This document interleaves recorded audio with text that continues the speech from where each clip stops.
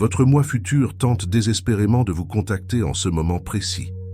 Non pas par un portail mystique ou un événement surnaturel, mais par de subtils signaux, des sentiments d'agitation et cette voix silencieuse qui murmure que vous êtes destiné à quelque chose de plus grand. Le sentez-vous?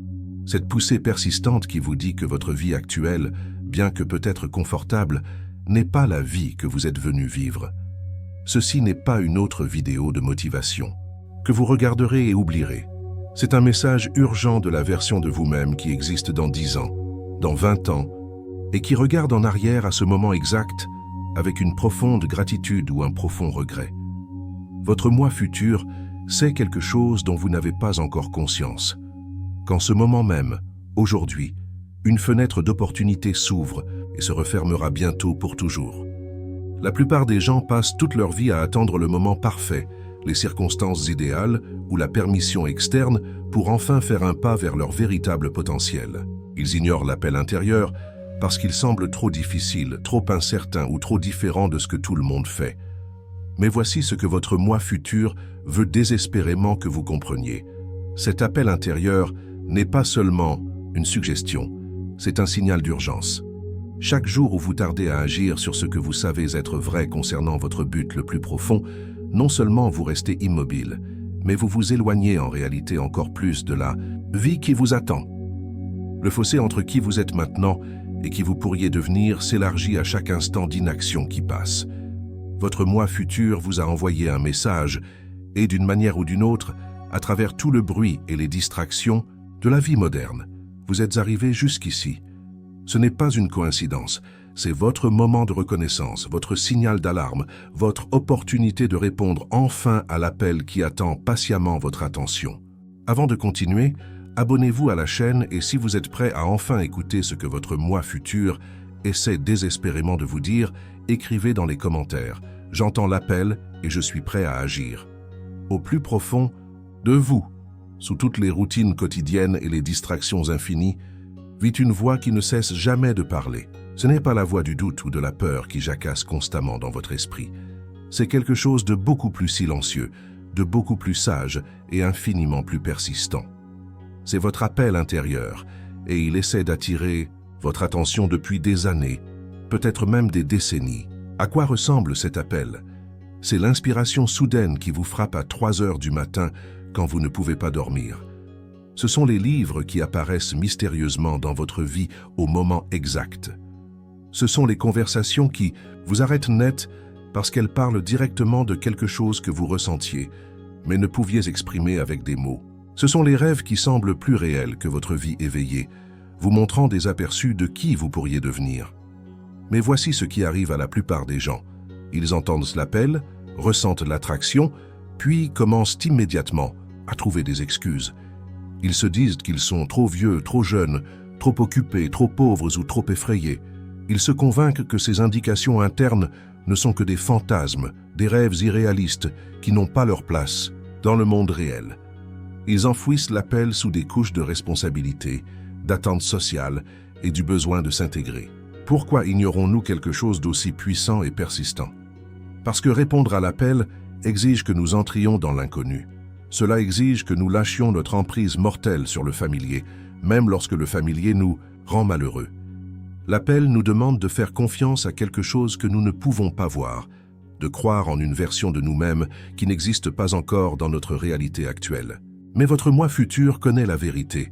Chaque instant que vous passez à ignorer cette guidance intérieure est un instant que vous passez à vous éloigner de votre chemin authentique. L'appel ne disparaîtra pas, car il ne peut pas disparaître. Ce n'est pas une phase temporaire ou un intérêt passager.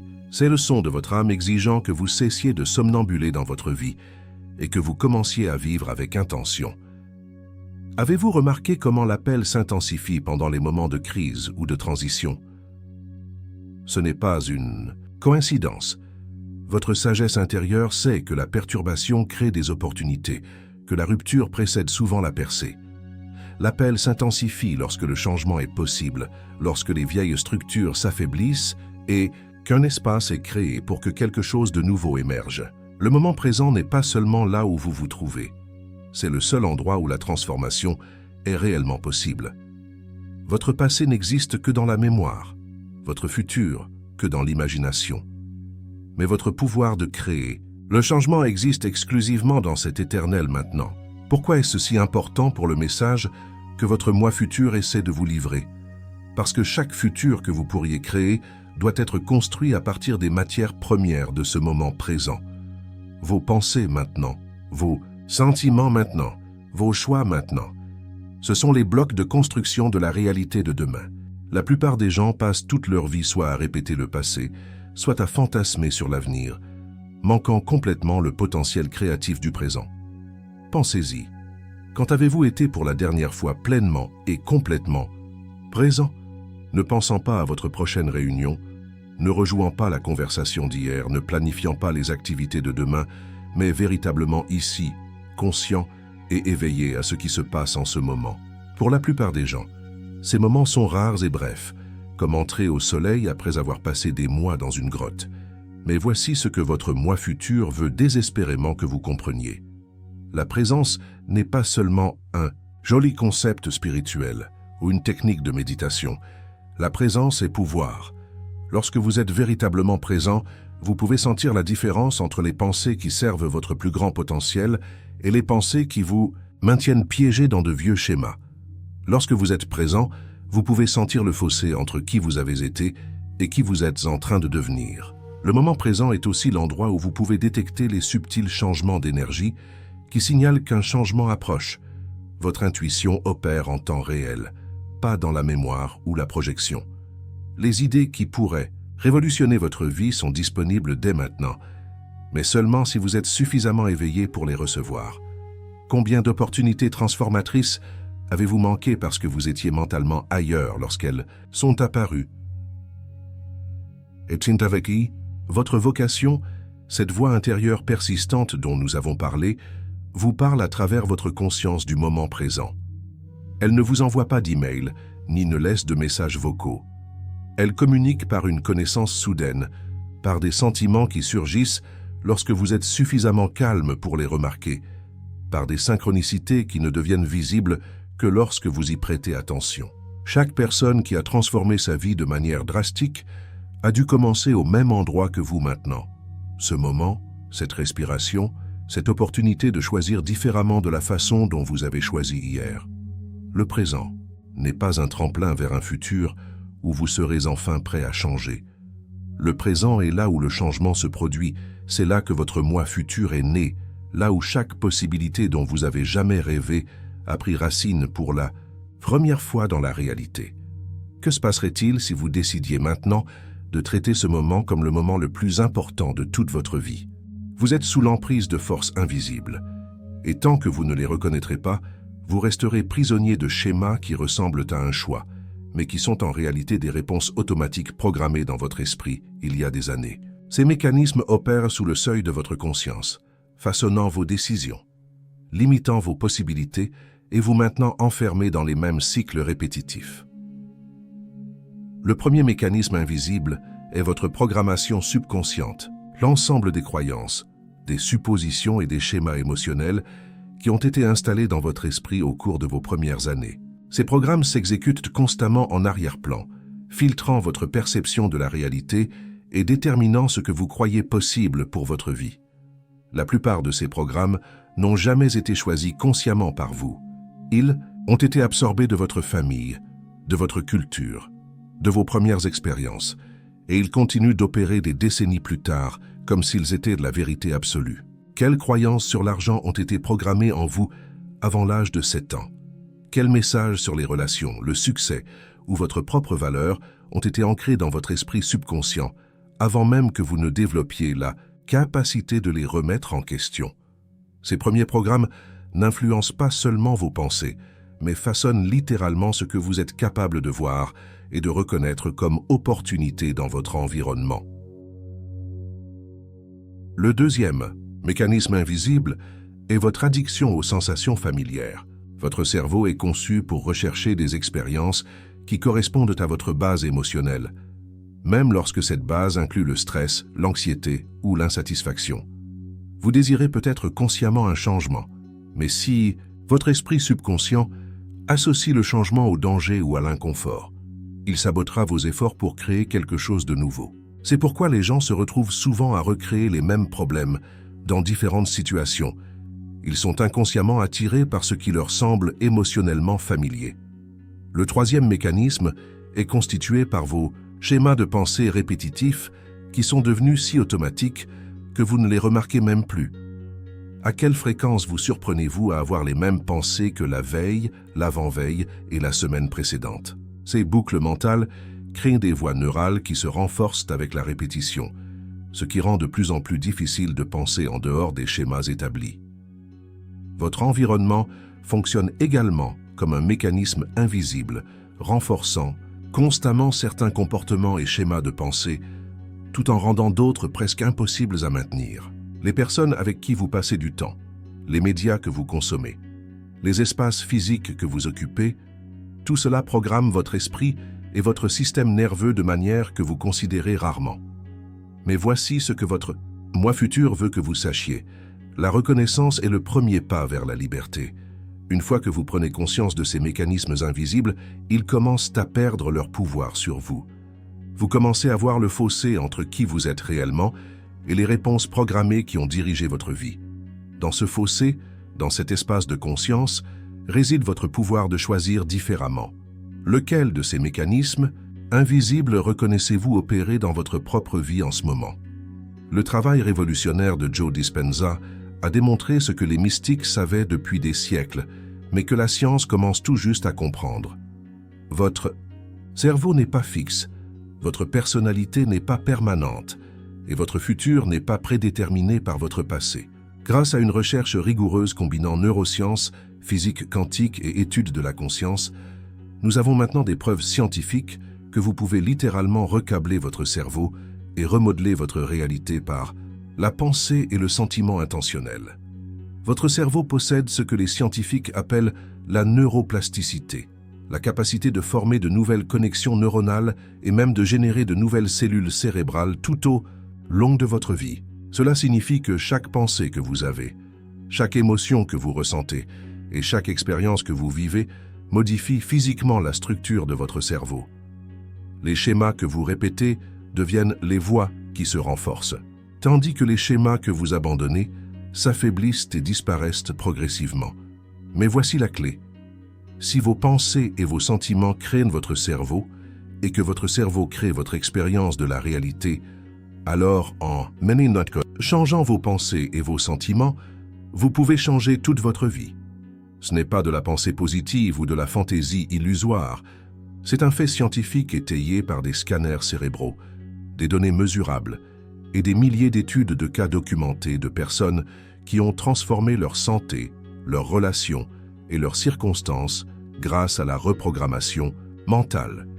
Le processus commence par la prise de conscience de vos pensées et émotions inconscientes. La plupart des gens ont les mêmes 60 000 à 70 000 pensées chaque jour, et 90% de ces pensées sont identiques à celles qu'ils ont eues la veille. Ces schémas de pensée répétitifs créent des états émotionnels familiers qui, à leur tour, génèrent les mêmes choix de comportement qui produisent les mêmes expériences qui confirment les mêmes pensées. C'est le cycle qui vous maintient piégé dans le connu. La reprogrammation mentale exige que vous interrompiez ce cycle automatique en prenant conscience de vos pensées habituelles avant qu'elles ne déclenchent la cascade émotionnelle familière. Lorsque vous réalisez que vous commencez à penser et à ressentir de l'ancienne manière, vous avez un moment de pouvoir, un point de choix où vous pouvez consciemment sélectionner une pensée différente, un sentiment différent, une possibilité différente. La clé est d'apprendre à penser au-delà de ce que vous ressentez. Vos émotions sont les enregistrements chimiques d'expériences passées. Et tant que vous permettrez à vos sentiments de déterminer vos pensées, vous continuerez à créer à partir du passé. Mais lorsque vous pensez indépendamment de votre conditionnement émotionnel, lorsque vous choisissez des pensées qui correspondent au futur que vous voulez créer plutôt qu'au passé que vous voulez répéter, vous commencez à signaler de nouveaux gènes de nouvelles manières. Ce processus demande de la pratique, de la patience et une profonde honnêteté sur le fossé entre qui vous avez été et qui vous choisissez d'être. Cela signifie vous surprendre en train d'être votre ancien moi et choisir consciemment d'être quelqu'un de nouveau chaque fois. Chaque fois que vous prenez cette décision, vous établissez de nouvelles voies neuronales et affaiblissez les anciennes. La partie la plus puissante de cette science est de comprendre que vous n'avez pas à attendre que les circonstances extérieures changent avant de pouvoir vous sentir différent. Vous pouvez changer votre état interne en premier, et votre réalité externe finira par se réorganiser pour correspondre à votre nouvelle fréquence. Votre esprit crée constamment des images, et que vous le réalisiez ou non, ces images programment votre futur.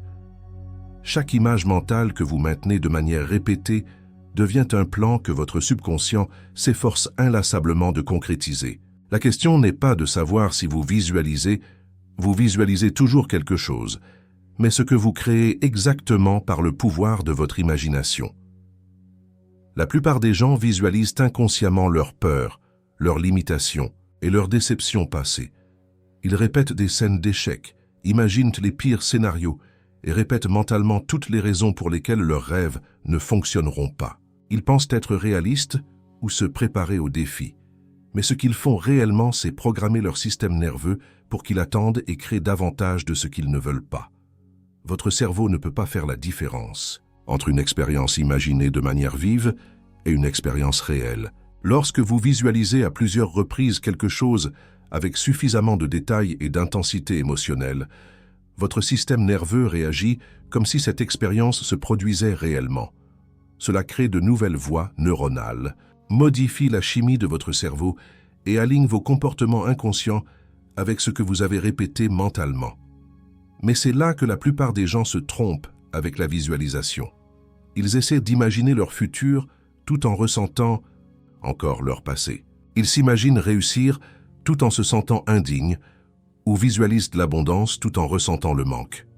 La composante émotionnelle de la visualisation est en fait plus importante que la composante visuelle. Vos sentiments sont le langage que votre subconscient comprend le plus clairement. La véritable visualisation créative exige que vous entriez dans l'état émotionnel de votre futur désiré, puis que vous laissiez les images émerger de cette base émotionnelle. Que ressentiriez-vous si vos rêves les plus profonds s'étaient déjà réalisés? Comment vous déplaceriez-vous dans le monde? Quelle serait votre énergie? Comment vous traiteriez-vous, vous et les autres? Ces sentiments doivent devenir plus réels pour vous que vos circonstances actuelles. La visualisation la plus puissante se produit lorsque vous pouvez générer les émotions de votre futur désiré si complètement que votre corps commence à croire que le futur est déjà arrivé. Vous pouvez vous sentir reconnaissant pour les changements qui n'ont pas encore eu lieu et confiant dans les capacités que vous n'avez pas encore développées. Vous ne créez plus à partir du passé, vous attirez votre futur dans le moment présent. Quelle histoire vous racontez-vous à travers vos images internes? Répétez-vous la limitation ou la possibilité? Renforcez-vous les voies neuronales qui mènent à vos rêves ou celles qui mènent à vos luttes familières? Votre moi futur remonte le temps pour vous avertir de quelque chose qui le tient éveillé la nuit. Le profond regret d'avoir reconnu ce moment trop tard. Il a vu ce qui se passe lorsque les gens ignorent l'appel, repoussent la décision et choisissent le confort plutôt que la croissance. Il a été témoin de la lente érosion des possibilités qui se produit lorsque quelqu'un passe des années à dire un jour au lieu de aujourd'hui. Soyons tout à fait honnêtes sur ce que l'inaction vous coûte. Chaque jour où vous reportez de vous engager sur votre chemin authentique, non seulement vous maintenez le statu quo, mais vous reculez en réalité. Pendant que vous attendez les conditions parfaites, d'autres personnes prennent des mesures imparfaites et créent la vie dont vous rêvez. Pendant que vous accumulez davantage de raisons d'attendre, les opportunités qui ne se présenteront plus jamais vous échappent. Le regret le plus douloureux n'est pas celui des choses que vous avez tentées et qui n'ont pas fonctionné. Le regret le plus douloureux est de regarder en arrière toutes les opportunités que vous n'avez pas saisies, tous les rêves que vous vous êtes déconseillés, tous les moments où vous avez senti l'appel, mais avez choisi la peur plutôt que la foi. Votre moi futur se souvient de ces moments avec une clarté totale et espère désespérément que vous n'en créerez pas d'autres. Voici ce qui arrive aux personnes qui continuent d'ignorer leur guide intérieur. Elles deviennent progressivement des étrangères à elles-mêmes. Le fossé entre qui elles sont vraiment et qui elles prétendent être s'élargit chaque année. Elles développent un sentiment chronique de vide qu'aucun accomplissement extérieur ne peut combler. Elles deviennent expertes en compromis, en excuses, en explications de pourquoi leurs rêves étaient de toute façon irréalistes. Elles voient d'autres personnes vivre la vie qu'elles avaient autrefois imaginée pour elles-mêmes et se disent que ce n'était jamais leur destin. Elles se convainquent qu'elles sont trop vieilles, trop occupées, trop pratiques pour poursuivre leurs rêves. Elles se targuent d'être réalistes, tandis que leur âme se fane lentement par manque de nourriture. Elles deviennent des exemples, vivants de ce qui se passe quand quelqu'un renonce à son potentiel maximal. Mais la conséquence la plus tragique de l'inaction n'est pas seulement ce que vous ne créez pas, c'est qui vous ne devenez pas. Chaque fois que vous choisissez la sécurité plutôt que la croissance, vous vous entraînez à être quelqu'un qui se retire des défis. Chaque fois que vous choisissez l'inconfort familier plutôt que la possibilité inconnue, vous renforcez les voies neuronales de la limitation. Vous vous programmez littéralement à être plus petit que ce que vous étiez destiné à être. Votre moi futur voit également les effets d'entraînement de vos choix sur tous ceux qui vous entourent.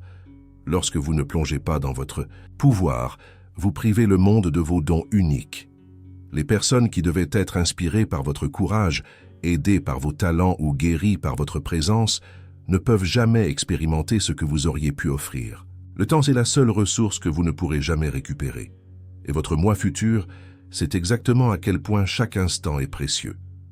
En réalité, ce que Joe Dispenza a accompli est la traduction de principes complexes de la physique quantique en outils pratiques que les gens ordinaires peuvent utiliser pour transformer leur réalité quotidienne. Au niveau quantique, les scientifiques ont découvert que la conscience et la matière physique sont intimement liées. L'acte d'observer influence ce que nous observons. Ce n'est pas seulement de la physique théorique qui se produit dans des expériences de laboratoire.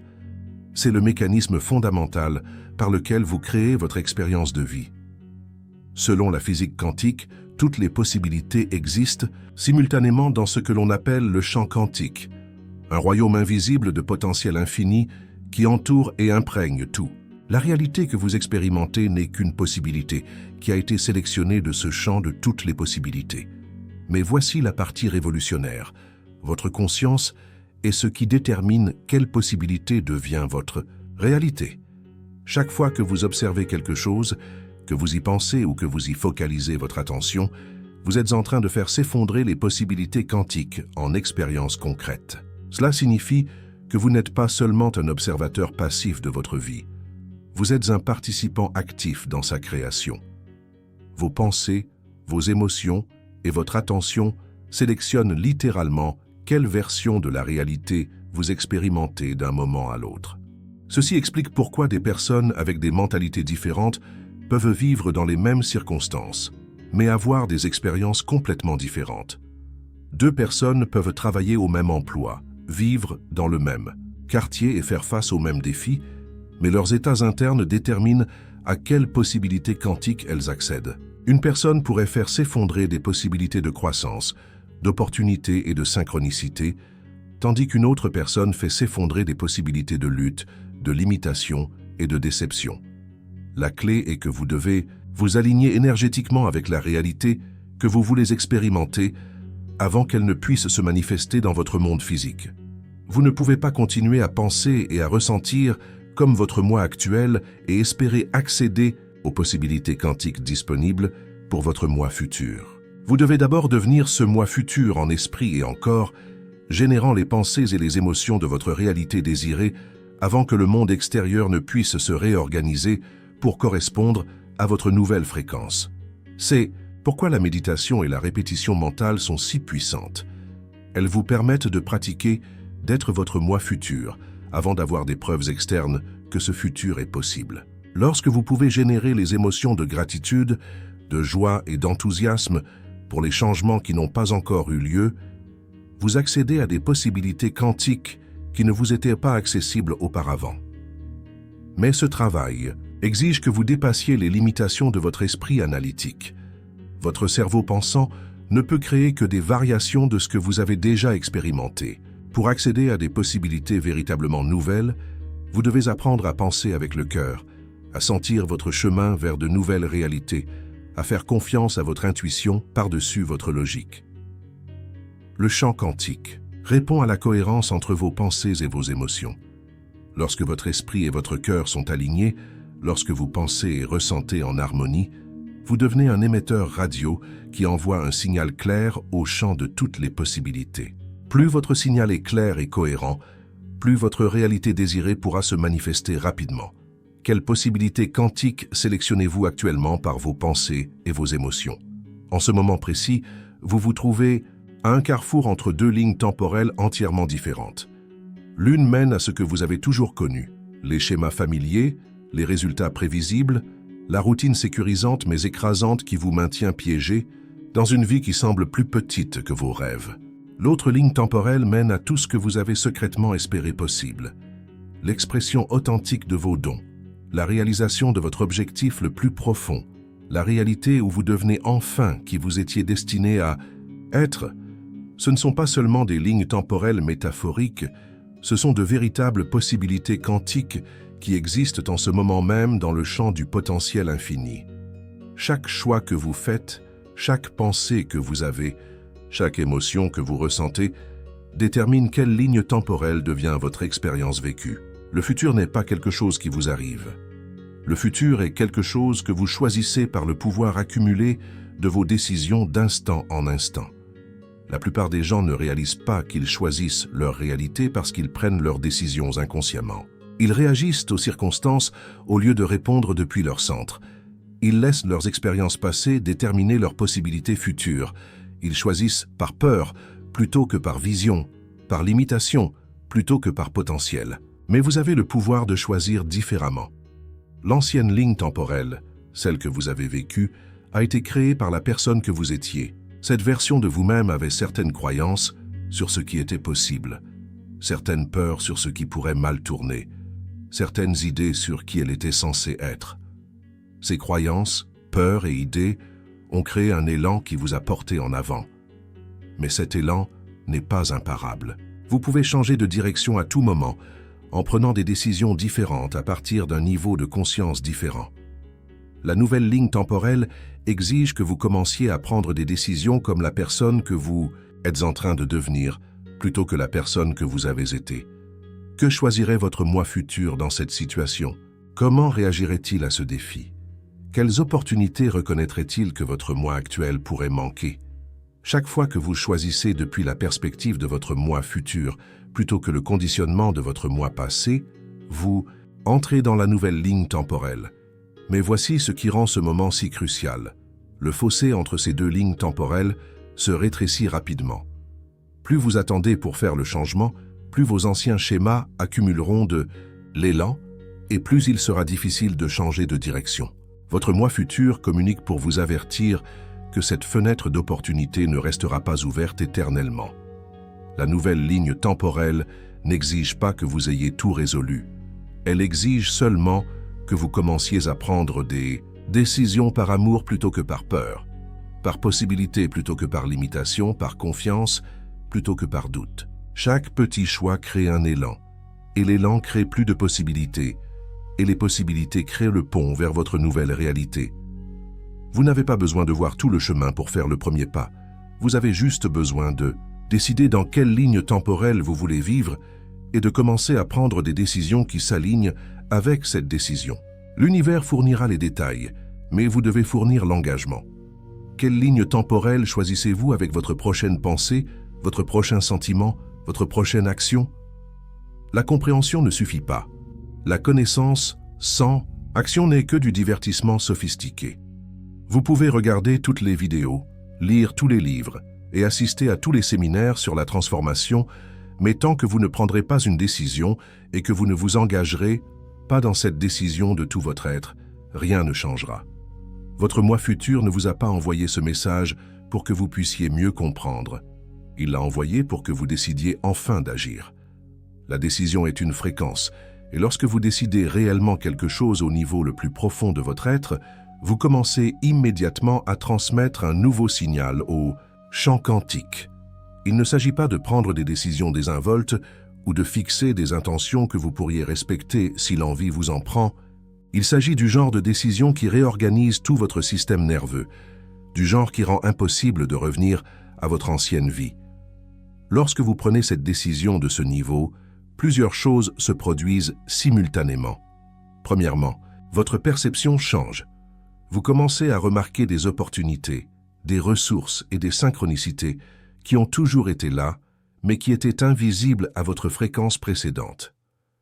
Deuxièmement, votre comportement commence à s'aligner automatiquement avec votre décision sans que vous ayez à vous forcer. Naturellement, vous commencez à prendre des décisions qui soutiennent votre nouvelle direction parce que vous opérez à partir d'un niveau de conscience différent.